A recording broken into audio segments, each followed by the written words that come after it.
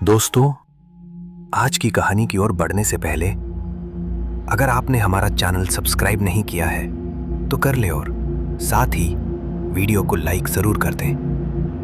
दोस्तों, अगर आप कभी समुद्र में काम कर चुके हैं तो एक बात ज़रूर सुन रखी होगी। समंदर का पानी बहुत कुछ छुपा सकता है लेकिन कभी माफ़ नहीं करता। मैं राजेश नायर मर्चेंट नेवी में इंजीनियर हूँ और जो कुछ मैंने देखा वो आज भी मेरी रातों की नींद उड़ा देता है। ये कहानी है उस जहाज की जो वापसी कभी नहीं करता। दोस्तों, मेरी उम्र उस समय 34 साल की थी जब मेरी पोस्टिंग एक पुराने मालवाहक जहाज MV समुद्रवाहिनी पर हुई। ये जहाज बंगाल की खाड़ी से इंडोनेशिया जा रहा था और उसे वर्षों से समुद्र में सेवा करते हुए 20 साल हो चुके थे। जहाज काफ़ी पुराना था और आवाज़ करता था, लेकिन कप्तान और क्रू मुझसे कहते, समुद्र का असली मज़ा तो पुराने लोहे में है। नया जहाज शोर नहीं करता और डर भी नहीं दिखाता। अब हमारी कुल 9 लोगों की टीम थी, लेकिन इस बार कुछ अजीब हुआ।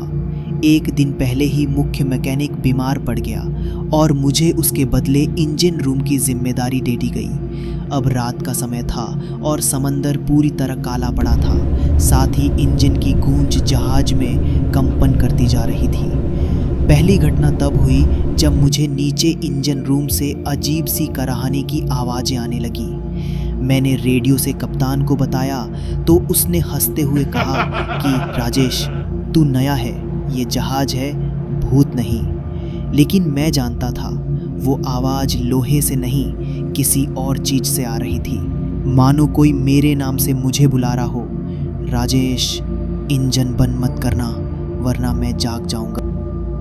अब तीसरी रात को हमारा जहाज़ एक जगह अटक गया और GPS ने काम करना बंद कर दिया। तभी रेडियो सिग्नल भी गायब हो गया। अब हम चारों तरफ सिर्फ समंदर का अनंत अंधकार देख पा रहे थे।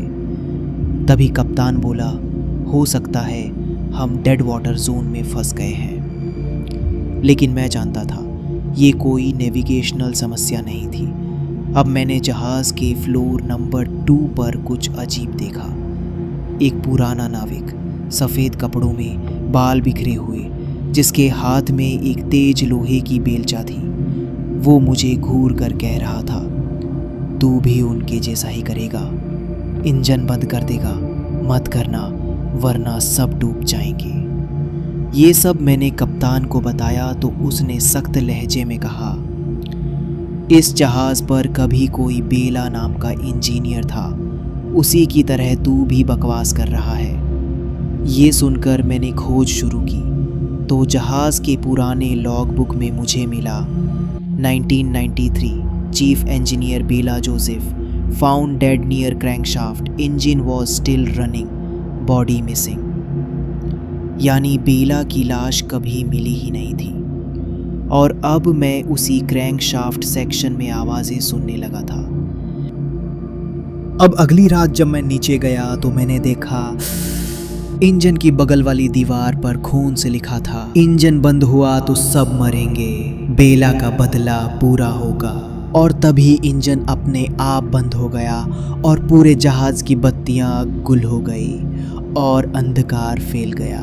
साथ ही चारों तरफ सन्नाटा और फिर वो चीख, किसी और की नहीं, मेरी खुद की आवाज़ में। और अब जहाज़ पूरी तरह बेकाबू हो चुका था। कप्तान और क्रू मेंबर्स एक एक करके गायब होने लगे। उस जहाज़ पर केवल मैं बचा था। मैंने जहाज़ के ब्रिज से बाहर झांका तो मुझे दिखा पानी पर दर्जनों नाविकों के साए, सफ़ेद कपड़े, खाली आँखें और हर एक की कमर से बंधी लोहे की जंजीरें थी। और वो सब मुझे ही घूर रहे थे और कह रहे थे, राजेश, तू भी बेला है, तू भी इस जहाज़ का हिस्सा है, अब इंजन तू चला हमेशा के लिए। अब मुझे समझ आ गया, ये कोई जहाज़ नहीं, एक तैरता हुआ शमशान है, जहाँ जो भी आता है वो कभी लौट कर नहीं जाता। अब मैंने आखिरी बार इंजन ऑन किया और फिर मुझे याद है एक ज़ोरदार धमाका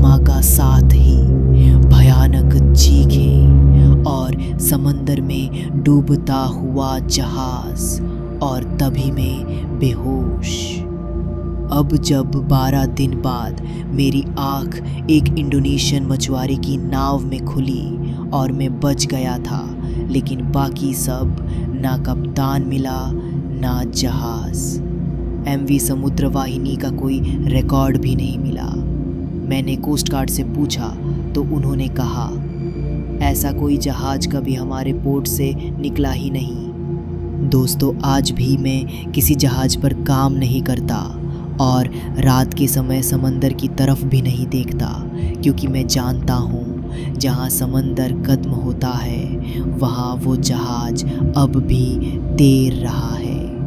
एमवी समुद्रवाहिनी, जिस पर बेला की आत्मा आज भी इंजन चला रही है, हमेशा के लिए।